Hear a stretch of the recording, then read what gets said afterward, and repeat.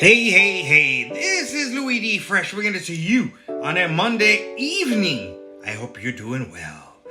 The reason I'm doing this video now is because Kali, my magical dog, is having some surgery on her leg, her ACL. And so that's tomorrow. So I wanted to take advantage of today, that a little time while I'm not being dog nurse. And so I wanted to take advantage. We're going to do back-to-back fish episodes the way we did back-to-back college episodes, because I want to keep the continuity. What we're going to talk about is about my little tank here in my home office. We'll be talking and we're going to do a more video on it, more videos on it, but I want to talk about two things. One, this time, the benefits of adding rocks and driftwood to an aquarium, or a nano aquarium in this case. And number two, the following week, we're going to talk about the benefits or tips, really more tips on setting up a nano aquarium. A small aquarium, because it really takes up less size, and it's very easy to place, because water, you want to write this down in case you don't know, water is about 8 pounds, lb, pounds, 8 pounds per gallon of water. So it does add up. I mean, and besides all the stuff that's in it and blah, blah, blah. I mean, so nano tanks are really the way to go, really. So let's talk about it. Here we go. The benefits of adding rocks and wood to your aquarium. And we're talking about this. This has been up and running since February of this calendar year. And we'll talk about why the water looks a little brown. And there's a reason for it. I want it to look brown, but I wanted to give you a quick look at it and my little fish. We are going to talk about these guys called the chili Rasboras. Not today. I think they just ran away. There's 9 of them in here, and but we're not talking. We're talking about this, rocks and wood. That's what we're talking about today. Now, this is where I've mentioned with both college and fish, you got to do your research. What kind of fish do you have? Because some rocks like sandstone, limestone can raise alkaline, can raise your pH. And if you look back on my archives, I have a whole thing on pH, nitrates, nitrites. We're talking about ammonia, all that. But pH is a really big thing. And especially when I go back to my Japanese rice fish, you're going to hear me talk about pH, because that was a real big factor, is a big factor in keeping rice fish. But so rocks can make it more alkaline. In my case, these guys, these rocks over here, they don't do anything like that. They don't make it more alkaline, but nevertheless. But this piece of driftwood, which is right there, right there, that does help lower the pH and make it more acid. And these guys, which are good at hiding out, these chili Rasboras, like I said, there are 9 of them. You wouldn't know it, but they're there. They definitely like the water more acid, so that definitely helps that situation out. We'll continue with the benefits of rocks and wood. They naturally grow algae on it, where fish will graze on it, and that's why I have my little picture of fish grazing on algae. And here you may see a little bit of algae right there. You see it right there. That's stuff that they'll graze on right there. There'll be a little bit of algae here, a little bit. You see a little algae there. You see some of my snails there grazing on it too. So yes, this definitely does have a little bit of algae, not too much, because I also do have some auto cats in here that auto catfish that clean up the algae. But I wanted to show it to you because that does create that, and they will nibble on it. You see a couple more of the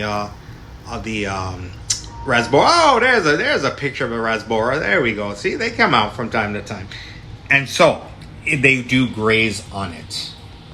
All right, now we have here rocks and wood. They beneficial bacteria. Bacteria grows on it, and that helps eliminate ammonia and nitrite. Or so you'll see here the happy fish, because right there, and I took this purposely, a big old cartoon rock here, because ammonia will grow right all over it. And I remember, if you look back on my archives in August, I discovered there are tons of rocks in my lake. That was the point of doing this. There's tons of rocks in my lake, and I said I would get back to it in August. And now in December, I'm finally getting to it, to show you that indeed, and I like this angle, it's a good angle, you know, and here in my little light, my LED light. I'll talk about this some other day too. These are called bacopa leaves, which we'll talk about some other day. But I wanted to show you again these over here. You see all that? It's almost like a little light film. You see the light, almost a light film on it, right? That is the bacteria that's growing on it. You see here also and that's actually a dead snail, believe it or not, right there. And I'm not taking it out. That will become part of the environment, which is fine, which is totally fine. But you see here, it's almost that light film. That is the bacteria that helps to create a better fish tank. And they also, both the rocks and the wood, provide a habitat very natural. Helps reduce the stress of the fish. See, I took this little picture here, very natural looking. You see wood and you see rocks. It makes it very natural. And then you see here, these fish right here are quite skittish. You can see they know that I'm doing something. And so you see that the plants primarily will provide that. But also they're hiding behind the rocks. They'll hide in the rocks. They'll hide in the openings. You see, that's a good shot right there. The openings that they'll hide in there. I'm not gonna go around and look around, but they will hide in there. So it's just a good shot there. And before I finish up the video, I'll stand up and go behind so you can see the other angle here. But they do hide in there, and it helps reduce the stress of the fish. And again, the benefits of having rocks and wood. And I remember at the beginning, if you look back at my archives, I was like, oh, I don't like rocks, I hate rocks. And now I love rocks. Rocks, I found out they can really be the heart and soul of a fish tank. Because they can also provide hiding spots, which I just showed you, and make the fish feel safer. And they can provide, some fish actually lay their eggs right on that. That's overly dramatic, but I wanted to just see that.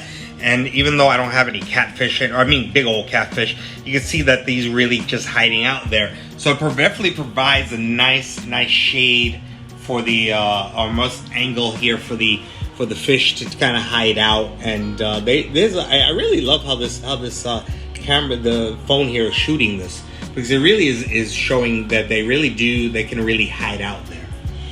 And last but not least, it is purely aesthetic. You see these pictures here, really beautiful looking with the natural plants and the rocks. And then you see here, really it's booming there, not just the fish.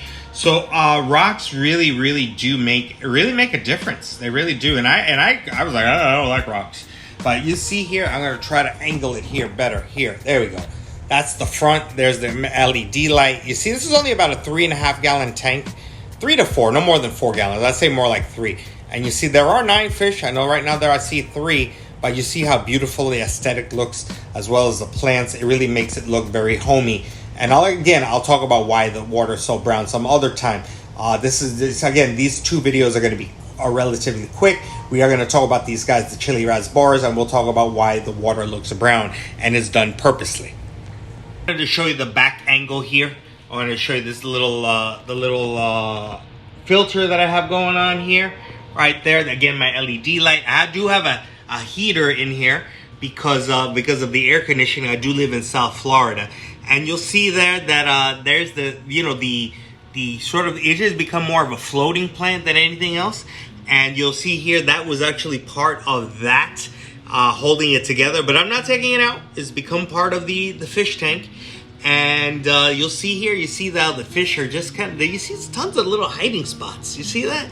So this is really what the benefits of, and this is, I hated the rocks when I first got them. I'm like, why do I have rocks? Oh my God. And now I absolutely love these rocks, and they've really made a beautiful impact on this Nano Aquarium. That's all I got. I want to make it nice and simple, nice and smooth. This is part 1 of you have 2 parts. We'll talk more about this little fish tank. Again, my little chili rasboras in this little, it's about 3 to 4 gallons on my home office. Fabulous tank. I've had it now, like I said, almost a year. Just delightful. And the rocks really do make it pop. It really makes the tank. It really does. And so I hope you guys consider having rocks and driftwood in your tank. Research, make sure that is conducive to your fish, and just do some more research. Love rocks, and in your aquarium. Louis D. Fresh.